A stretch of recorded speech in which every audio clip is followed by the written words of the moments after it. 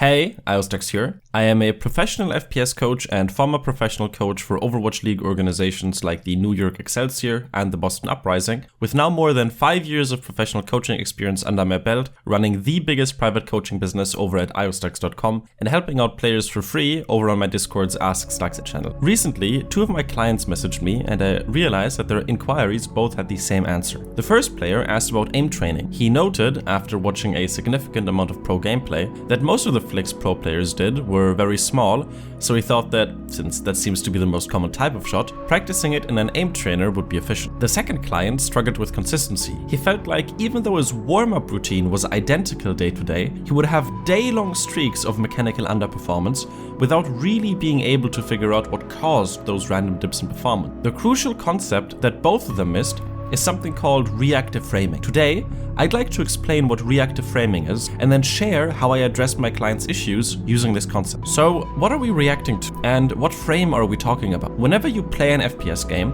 there are multiple things keeping you from landing shots. The main component, of course, is being able to actually get your crosshair to a certain part on your screen. This is what most people consider to be the primary skill set needed for good aim, and it's also the skill that is primarily trained by aim training. But in the same way that picking up a ball laying on the ground is significantly easier than catching it while it's midair, and how that task becomes even more difficult if we have to catch it while moving, landing shots become significantly more difficult if either our target or we ourselves start moving. The reality is that, from my experience, players in diamonds and onwards actually have very little issues getting their crosshair to where they want it. You can test if you've reached this point yourself. Just go to one of the stationary bots in the practice range and try landing flicks on them while you're standing still. That's pretty trivial, right? Now try doing the same thing while furiously strafing side to side, like switching directions every 0.5 seconds or so. Even though the target is still stationary, the flicks, especially the ones shot from a longer distance, will be significantly more difficult to land. Now imagine adding movement to the target as well. The framing in reactive framing refers to how we want to keep our target still and centered on our screen, the same way you wouldn't want to take a picture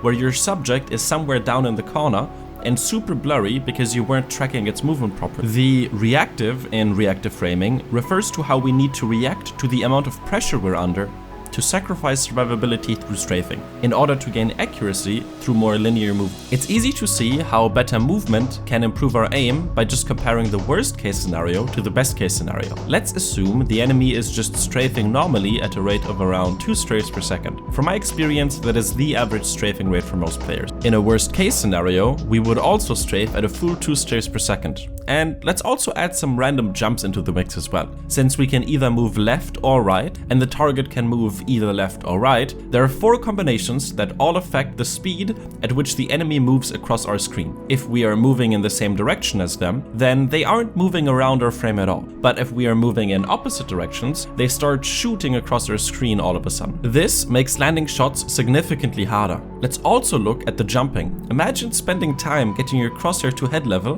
but then you jump while shooting an enemy, so you automatically adjust your crosshair to be lower, but then you land, and now your previously placed perfect crosshair is on chest height. And this is assuming that while jumping, we don't over or under adjust our crosshair. Now, let's look at the best case instead. The enemy is still strafing at 2 strafes per second, but let's say we realize that we aren't under a lot of pressure right now. For example, because we stand behind our front line and there are no flankers. So we reactively slow down our strafing to 0.3 strafes per second, or around a strafe every 3 seconds. Instead of 0.5 seconds to get used to our movement and compensate for it, we now have 3 seconds. That's more than enough to isolate the enemy movement and allow us to keep our crosshair close to the enemy. It's important to understand that the less our target moves around in our frame and the shorter we can keep our flicks, the easier the shots are to land. So, how does this answer the client's question? The one who asked about aim trainers was told that yes, the majority of shots by pro players are very small flicks,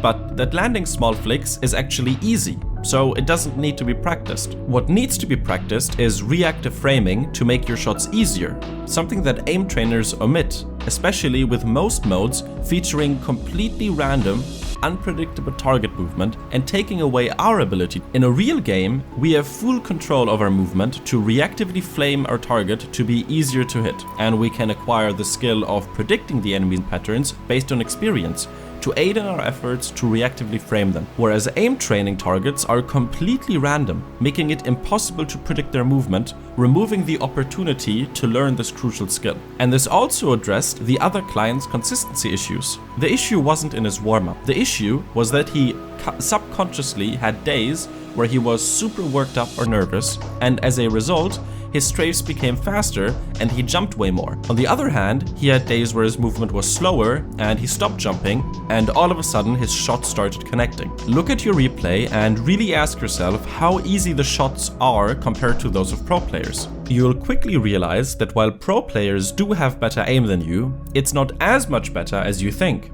and that it's not their ability to swing the hammer that builds the house, it's the experienced planning and preparation that allows the final steps, that final flick, to look so effortless and consistent. If you had a pro player controlling the keyboard for you, you'd think you've accidentally toggled on an aimbot with how easy landing shots has become. If you'd like to learn more about this concept, or many others like it in detail, check out iostacks.com to book a session. I also offer mental coaching and aim coaching for players who struggle with issues like tilt or a lack of confidence, or would like to improve their mechanical techniques. I also encourage you to join my Discord. You can use the Ask Stacks Anything channel to ask questions and receive answers on a daily basis. My name is iostacks, and I'd like to thank you for learning.